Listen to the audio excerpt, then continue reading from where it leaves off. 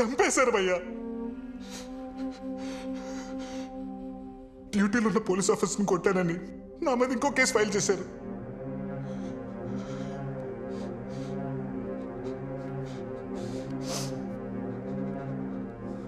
మరి ఈ విషయం కోర్టుకు చెప్పాల్సింది కదా భయ్యా. వాడే చంపాడని ప్రూవ్ చేయాలంటే నేను కోర్టుకు వెళ్ళాలి. అదే వాడినే చంపాలంటే ఈ జైలు దాటితే చాలనిపించింది.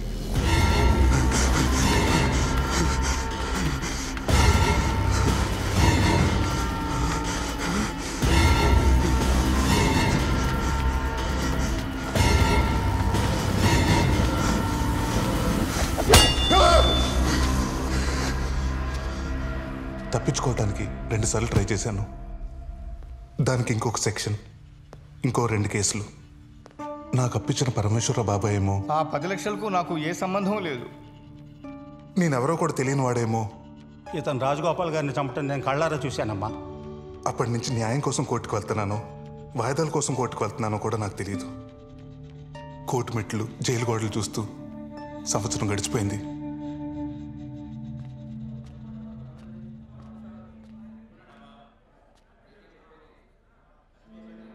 నేను కలవడానికి మీనాక్షి వాళ్ళ నాన్నగారు వచ్చారు. రండి అంకుల్.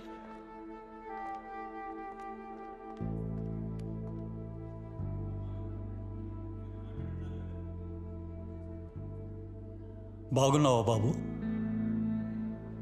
మన మధ్య ఇలాంటి రోజు ఒకటి వస్తుందని నేను ఎప్పుడూ అనుకోలేదు. నువ్వు వస్తావని తను ఇంకా నీకోసం ఎదురు చూస్తూనే ఉంది. ఎప్పుడు బయటకు వస్తావో తెలియకుండా ఎంతకాలం అని ఎదురు చూడడం. మంచి సంబంధం.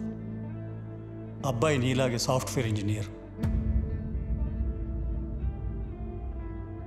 మీ విషయం తెలిసి కూడా పెళ్లి చేసుకుంటా అన్నాడు.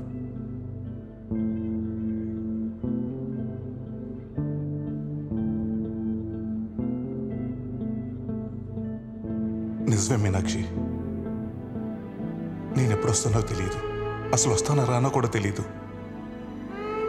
వచ్చిన జాబ్ నుంచి ఇంటికి రావడానికి, జైలు నుంచి ఇంటికి రావడానికి చాలా తేడా ఉంది. నన్ను ప్రేమించినందుకు నీకు శిక్ష పడకూడదు. Advance happy married life Meenakshi.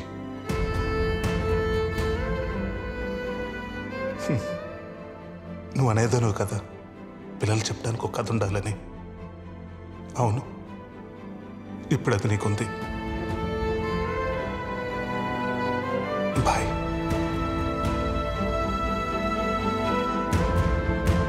ఉంటాం బాబు.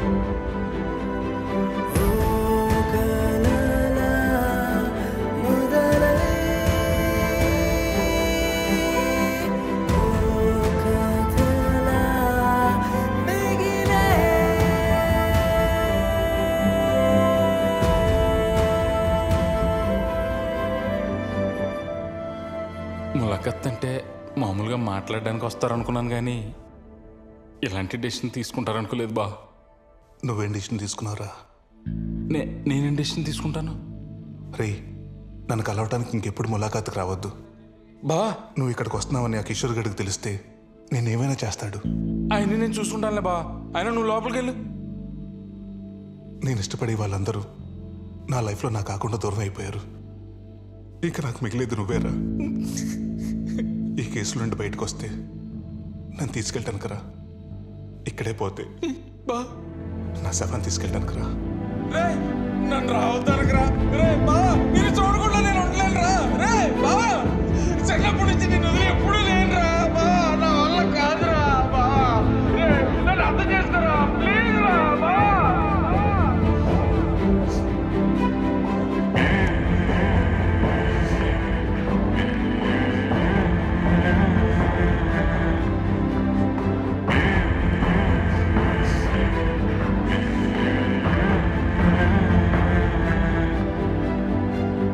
అప్పటికెళ్ళి సంతోష్ మిమ్మల్ని కలవనికి రాలేదా?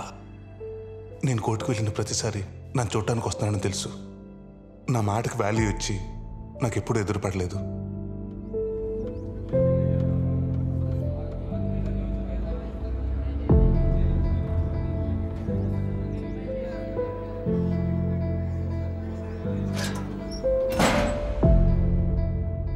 తర్వాత మీడియా నా గురించి రాయటం మానేసి, జనాలు నా గురించి మాట్లాడుకోవడం మానేసి, న్యాయం నన్ను పలకరించడం మానేసి 5 ఏళ్ళైంది.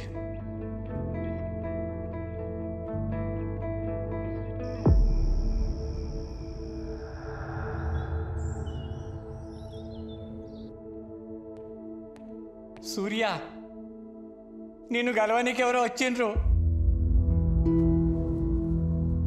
ఏంది ఆలోచిస్తున్నావు? నిన్నెవ్వరు గెలవక్క 4 ఏళ్ళాయి. పోయి గెలవరాదు.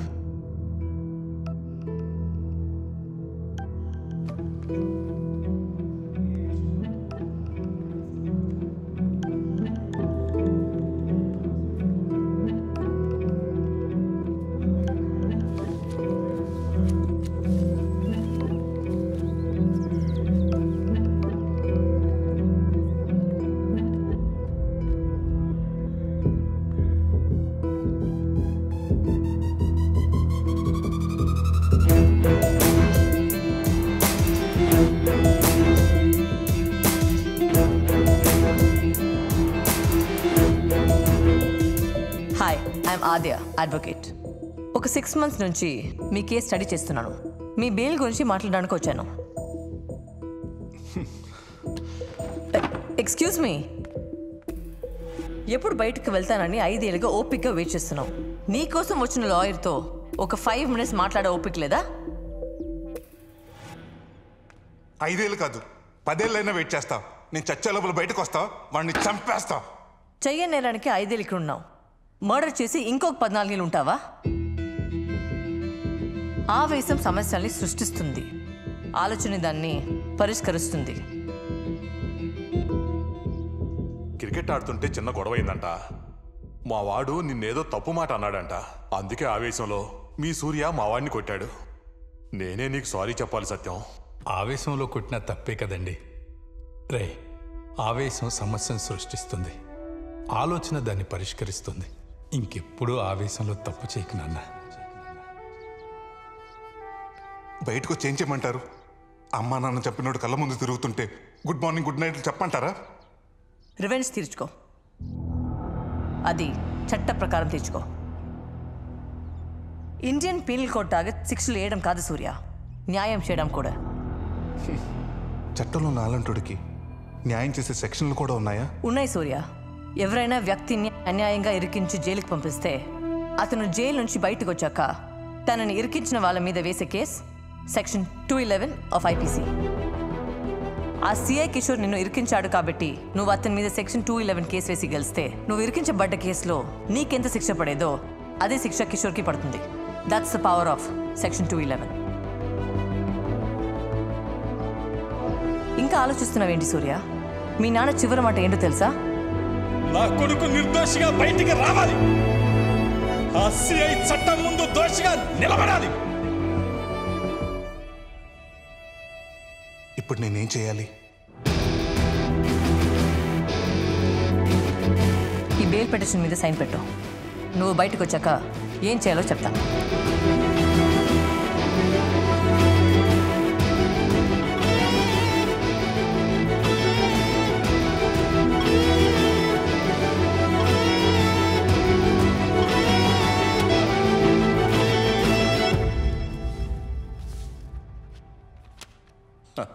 మొత్తానికి సూర్యకి బెయిల్ తీసుకొచ్చావు.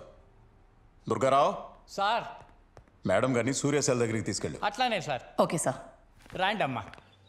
అమ్మా, సూర్యప్రకాష్ కోసం దేవుడే నీ రూపంలో వచ్చినట్టుంది. నాకు చాలా ఖుషిగా ఉందమ్మా.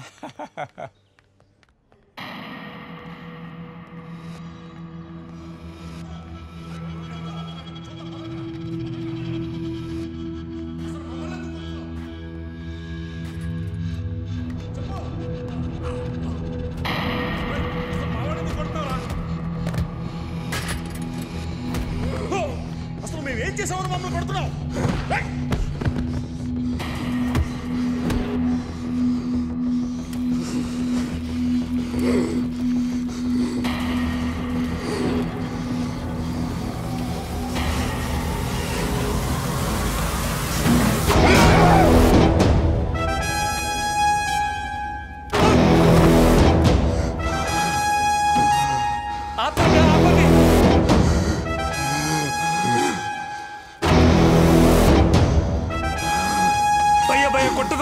ప్లీజ్ భయ్య కొట్టదు భయ్య 5 ఏళ్ళ తర్వాత బయటకు వెళ్తారు మీరు కొడితే ఇప్పుడు బెయిల్ క్యాన్సిల్ అవుతుంది భయ్య నా మాట ఇరువురు భయ్య ప్లీజ్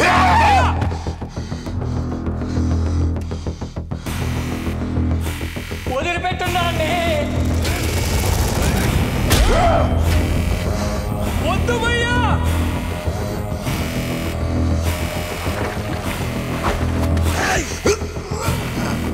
కొట్టగండ్రా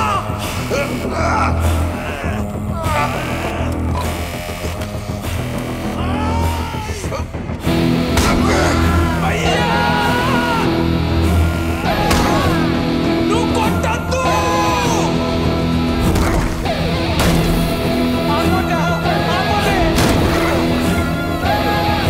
ప్లీజ్ భయ్యా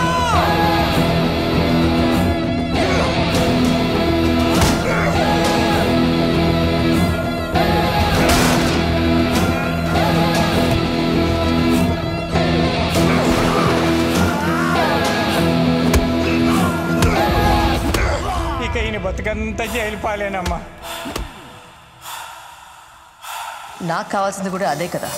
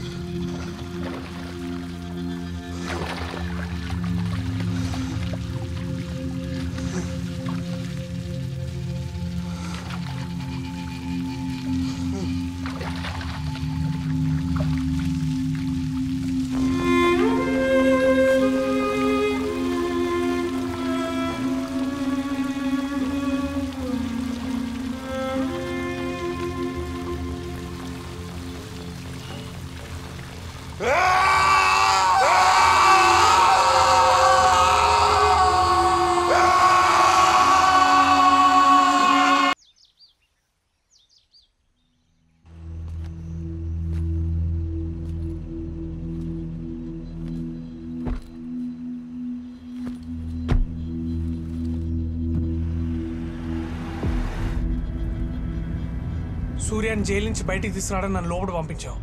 సూర్యతో ఇంటరాక్ట్ అయ్యి ఆడ జరుగుతుందంతా ఈ బటన్ కెమెరాలో రికార్డ్ చేయమన్నావు.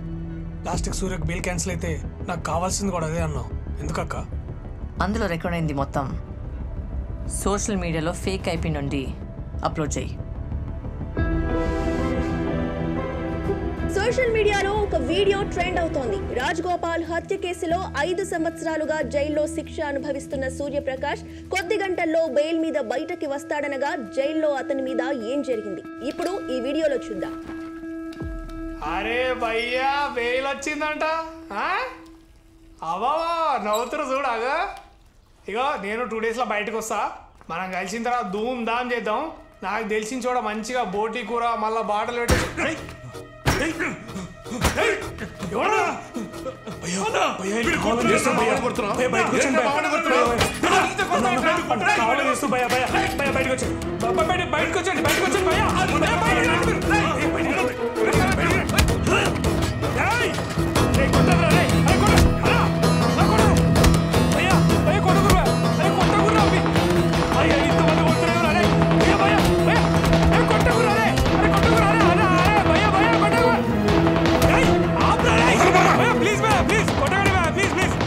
జైల్లో ఇంత నిర్దాక్షిణ్యంగా మానవ హక్కుల ఉల్లంఘన జరుగుతూ ఉంటే జైలు శాఖ ఏం చేస్తోంది? హ్యూమన్ రైట్స్ ఎలా రియాక్ట్ అవబోతోంది? దీనికి సంబంధించి హ్యూమన్ రైట్స్ అధికారి పృథ్వీనారాయణ లైవ్ లో ఉన్నారు. వారిని అడిగి తెలుసుకుందాం. మేము ఇప్పుడే ఆ వీడియో చూసామమ్మా. రేపు తప్పకుండా జైలుకి వెళ్ళి తగిన యాక్షన్ తీసుకుంటాం. అలాగే సూర్యప్రకాష్ని కలిసి జరిగింది ఏంటో ఆయన ద్వారా కూడా వివరాలు సేకరించి ప్రభుత్వానికి రిపోర్ట్ సమర్పిస్తాం. అక్క నీకు ఇట్లా జరుగుతుందని ముందే తెలుసా? సూర్యాని బయటికి రాకుండా ఏదో ఒకటి చేస్తారని మాత్రం తెలుసు. ఇట్లా కాకపోయింటే బెయిల్ మీద బయటకు వచ్చేవాడు. ఓ, జరిగింది కాబట్టి అడ్వాంటేజా? కేసుకు బలం వస్తుంది. 5 ఏళ్ల క్రితం మీరు వచ్చిండుంటే సూర్యకి ఇలా జరిగేది కాదు మేడం. 5 ఏళ్ల క్రితమే నాకు లా డిగ్రీ వచ్చుంటే నేను కూడా సూర్యని ఇలా వదిలేదాన్ని కాదు సంతోష్.